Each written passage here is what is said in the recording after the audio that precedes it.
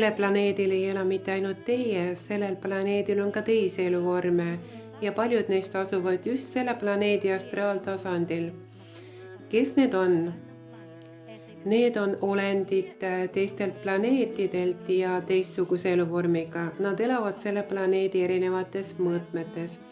Madala vibratsiooniga olendid elavad selle planeedi madalates mõõtmetes. Kõrgelt arenenud olendid, kes teid kaitsevad, kes võitlevad teie hingede pärast ja hoiavad teie planeedi elanikke, nad asuvad astraaltasandi 7. mõõtmes. Nad on samuti koostöös kõrgema vaimse ja mentaalse evolutsiooni tasandiga. Vaimne tasand asub selle planeedi stratosfääri taga. Mu sõbrad, te peate aru saama, et need olendid on esimesed, kes näevad ja teavad kõike, mis toimub. Miks see nii on? Sest enne kui füüsilisel tasandil midagi toimub, toimub enne peentasandil. Näiteks enne haigestumist kardab inimene kõigepealt haigestuda peentasandil ja alles pärast seda jääb ta füüsilisel tasandil haigeks.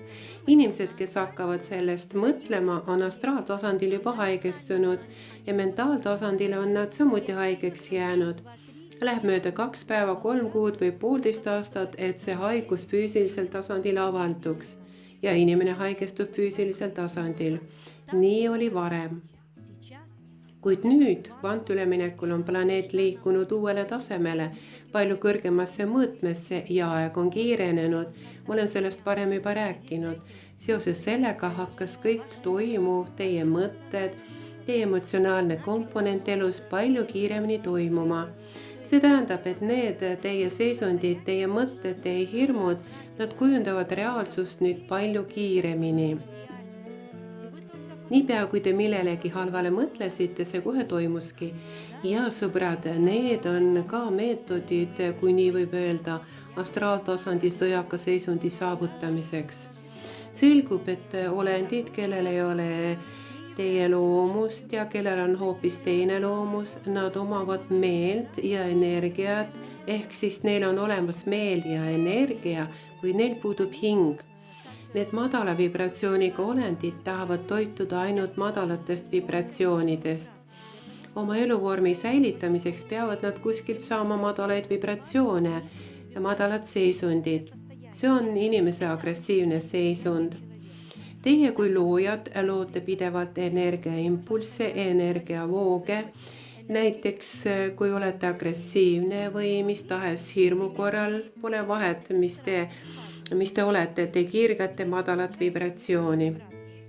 Need arukad eluvormid, kes elavad astraaltasandil, on need, kes võitlevad teie eest ja ise ka teid hävitavad.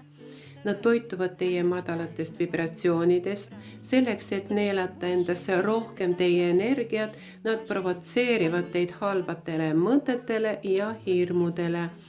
Nad on kogu planeedi orjastanud, mu sõbrad. Nad lõid inimkonna kontrollimise süsteemi. See on sulatõsi. See on nähtamatu jõud ja nähtamatu maailm, kes võimutsevad inimkonna üle.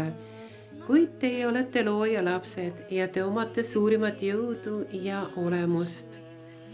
Sellel planeedil on kõrgelt arenenud vaimsed isiksused, kes teid kaitsevad, päästavad, aitavad, juhivad.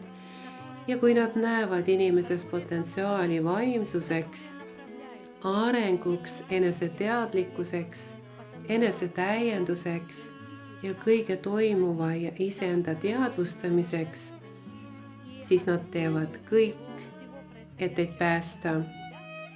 Teid saab aidata ainult sel juhul, kui te ise seda abi palute. Ja kui te ei küsi kelleltki abi, siis keegi ei sekku. Keegi ei suru teile midagi peale, see on teie valik.